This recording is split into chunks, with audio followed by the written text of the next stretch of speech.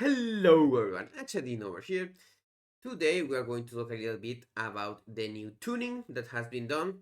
There have been quite a lot of changes that will go into power next week, as you might expect. The next time we go into the raid, we will kind of see them. But let's go over them. Of course, first of all, do remember that we have the rogue shit, subtlety, most of that. And it will be here. Remember, it's always in the description. And now for the changes. These are the changes that are happening to Rogue.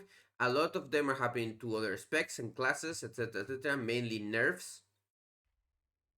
And this is quite funny because even if Solidity gets a little bit nerfed on the AoE, and also this is also a little bit less damage on single target because we are using Trickster right now.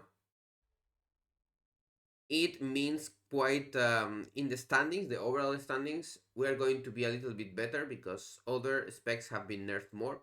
Now, of course, Rogue right now is kind of in a weird spot. Our Apex is meant to be a lot of our damage increase, and we don't have that. So we are going to be almost last in damage. You will see the data says that, and if you have been raiding with like decent people, you will also be on the tail end of the DPS as Solitaire. Even as Assassination, that does quite a bit more, and also Outlaw, that is kind of decent also, depending on the duration of the fight. Sadly, the fights are very short, so they don't get to do their decent damage all the time. Most specs just get the one cooldown and then it ends, so they get a little bit more damage. Especially the Warrior D8s are kind of crazy on every manner and they destroy everything.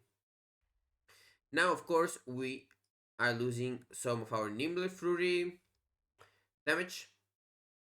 It's not crazy. This is like a 3% or so nerf to overall AoE prowess, and then with this included too, it was to 20% and now it's 15. It's not a huge change, but it does something. Maybe to make it more in line with Deathstalker. And then Assassination just got its AoE buffed a little bit. This is not huge.